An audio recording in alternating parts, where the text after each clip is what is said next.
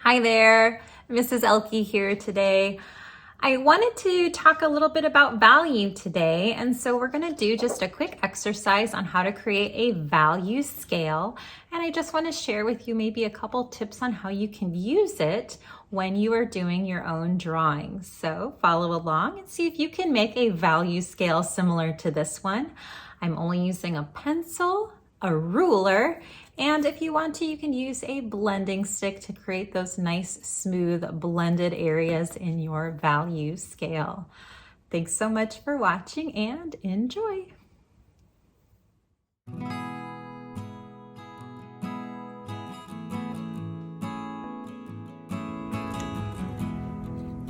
So today I'm going to show you how I am going to make a value scale, and I will be using just a regular number 2 pencil.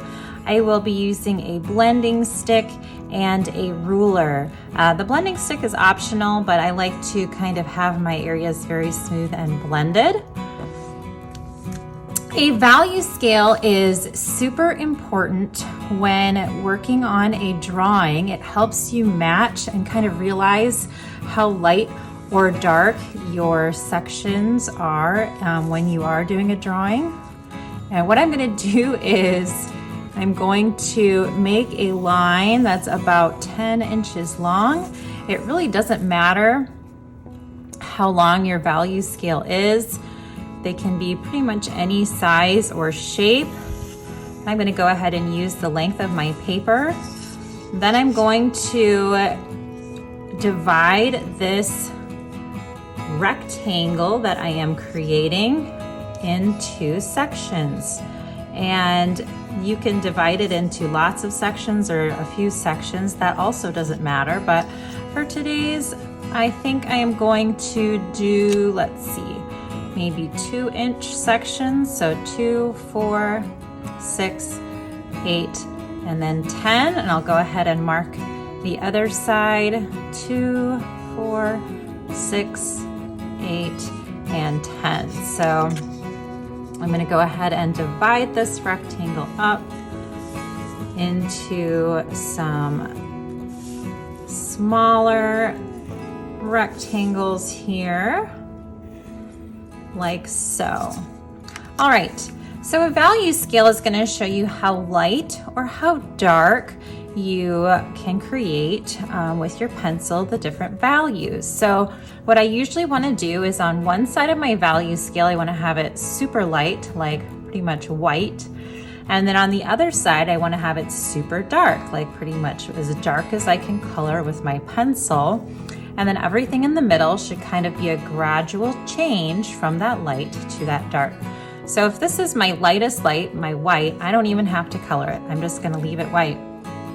Next, I'm going to color as lightly as I can with my pencil. And notice I'm holding my pencil actually pretty far back and on the side here so that I can create very, very, very light drawing with my pencil.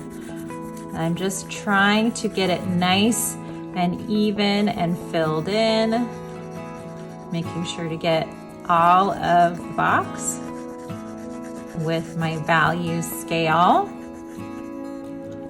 So that's my nice light value drawing.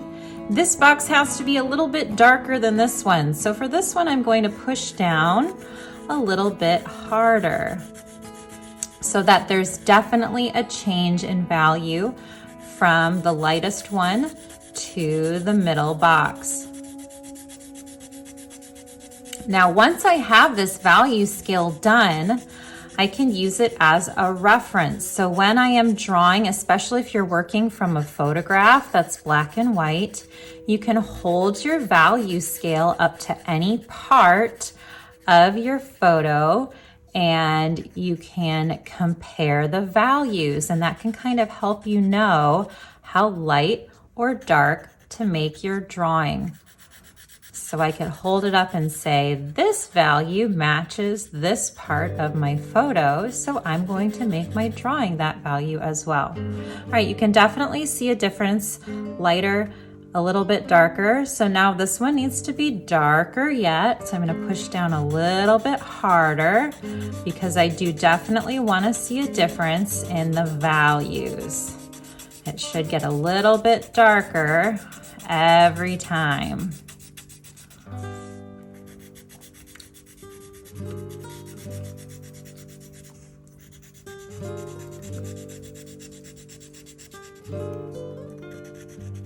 And then the last one, of course, is going to be as dark as I can go. So I'm going to really push down hard with my pencil to try to get it nice and dark. It's important when you are doing a drawing to have a good range in value. So you want to have your lightest lights and your darkest darks present in your drawing. That will give your drawing a little bit more form. So it'll make it a little bit more contrast too. It'll make it more interesting to look at. Usually gives it a little bit more depth, so it makes it feel like things are closer or farther away. A lot of times I'll check my drawings and my paintings to make sure that I've got my darkest darks and my lightest lights showing in my work. A lot of times people go too dark or too light and they need to work on their values. So this is what my value scale would look like if I just use my pencil, but now I'm going to use my blending stick here just to kind of even out some of my areas. So this one I'm not going to touch because I do want that one to stay white. But this one, I'm just going to make some really small circles inside of my box here and try to give it a nice even covering so that it looks nice and blended for this first value.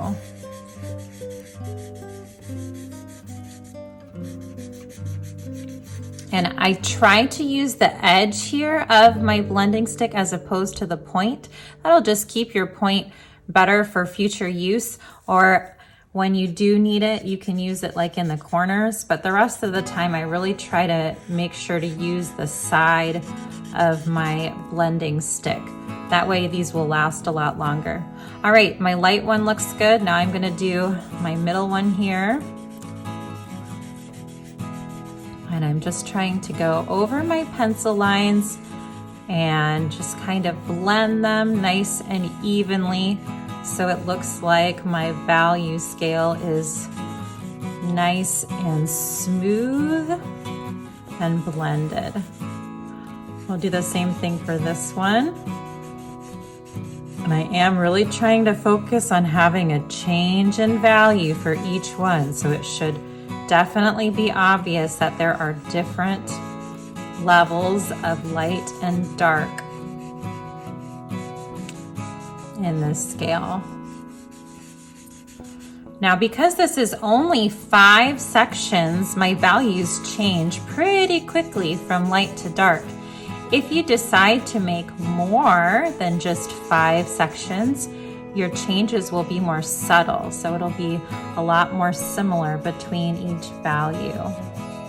But 5 makes kind of a big jump from one value to the next.